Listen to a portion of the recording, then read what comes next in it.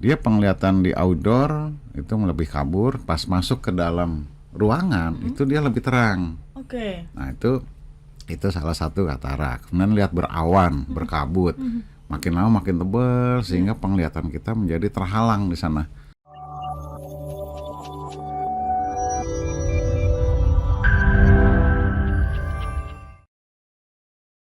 Boleh disampaikan ke sahabat Sonora ini, dokter, apa saja sih sebenarnya penyebab dan juga faktor resiko terjadinya katarak? Kalau tadi kan di awal kita mengenal katarak, kemudian tadi juga disinggung tentang flex. Kali ini mungkin boleh disampaikan juga penyebab dan juga faktor resiko dari katarak. Ya, jadi tadi kembali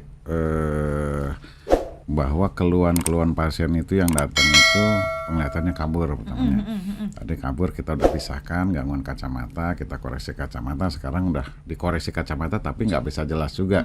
Kita gangguan pada organ yang paling sering itu kekeruan lensa. Jadi keluarnya tuh penglihatannya kabur. Nah setelah dipakai kacamata nggak jelas juga, ya kan? Nah baru kita cek itu ada lensanya keruh. Biasanya itu selain penglihatannya kabur tuh kalau kita nyetir siang hari mamanya ya, itu kalau kena sinar matahari itu langsung silo nggak kelihatan. Atau kalau malam sinar lampu juga ngelihatnya pecah, ya kemudian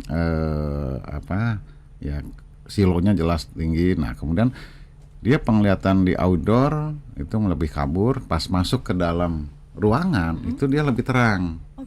Nah itu salah satu katarak. Kemudian lihat berawan, berkabut, makin lama makin tebal sehingga penglihatan kita menjadi terhalang di sana. Nah kemudian itu yang keluhan-keluhannya. Terus baca juga nggak enak, walaupun pakai kacamata jauh apalagi. Nah itu udah kita usia yang paling penting pada umumnya itu usia kepala 5 ke atas. Itu cenderung ada katarak, tinggal penglihatannya terganggu sekali atau belum. Nah kemudian bisa juga usia-usia di bawah 50 kalau ada kondisi-kondisi tertentu yang faktor luar yang sering banyak menyebabkan katarak itu sinar ultraviolet. Selain usia tadi sinar ultraviolet, terpapar sinar matahari. Nah makanya disarankan kalau kegiatan outdoor untuk seluruh sahabat Sonora ya, itu usahakan kita menggunakan sunglass yang UV protectionnya bagus. Jadi biasa panjang lubang 200-400 nanometer lah. Itu biasa UV 400 gitu-gitu kalau di sunglass kita yang bagus itu. Jadi walaupun kita terpapar sinar matahari, tapi kalau pakai sunglass itu lebih terlindungi. Sehingga lensa kita tidak cepat keruh. Semua orang 100% pasti katarak, termasuk dokter mata. Hanya bagaimana kita menjaga supaya tidak bertambah cepat tebal. Salah satunya UV protection, pakai sunglass. Jadi nyetir, apalagi yang suka berjemur di pantai, olahraga, main golf, main tenis, gitu-gitu ya. Nah, kadang-kadang kalau berenang juga itu kan siang hari itu ada Google-nya itu yang UV protection. Itu untuk melindungi lensa mata kita tidak mudah menjadi katarak. Nah kemudian tadi solusinya setelah itu ya dibawalah ke dokter, bagaimana untuk melihat terang lagi. Ya solusinya tadi dengan teknologi kita operasi, mendengar kata operasi dengan tadi yang sudah saya terangkan dengan laser, pemilihan lensa yang baik biasanya itu sangat minimal traumatik. Nanti pengalaman Om Darwis, Mas Darwis, operasi bagaimana. Hal penting untuk operasi itu kita bisa lakukan di mana-mana operasi. Yang paling penting itu pemeriksaan awal. Pemeriksaan awal itu menentukan keberhasilan kita. Operasi itu kita sebagai surgeon, dokter tuh begitu. Jadi kita periksa dengan teliti.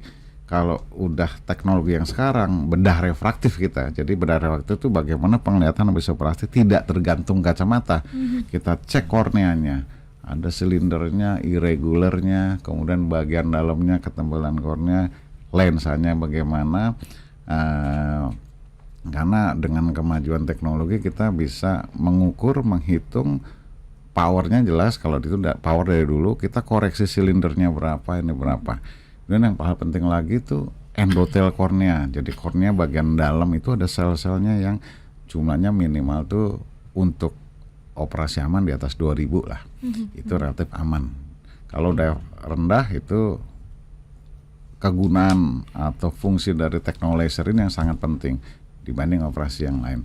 Tapi kemudian cek retina juga. Retina itu fungsi persarafan. Insya Allah kalau pemeriksaan kita bagus semua, detail, teliti, insya Allah hasilnya bagus. Itu kuncinya di situ. Ya selain tadi pemeriksaan lengkap, teknologi alat, mesin, bagian-bagian part lensanya. Ya memang kalau kita ngobrol, kayak saya nih sama Om Darwis, mereknya sama fotografernya. Pas dipegang saya sama Om Darwis, hasilnya kok beda. Nah itu juga di kedokteran juga begitu nih, mesinnya sama, tentunya siapa main di behind the gun-nya. Nah itu dia tuh, ya kan. Itu yang paling penting untuk bagaimana salah satu keberhasilan teknologi operasi di bidang kedokteran, terutama di bidang mata. Itu Mbak.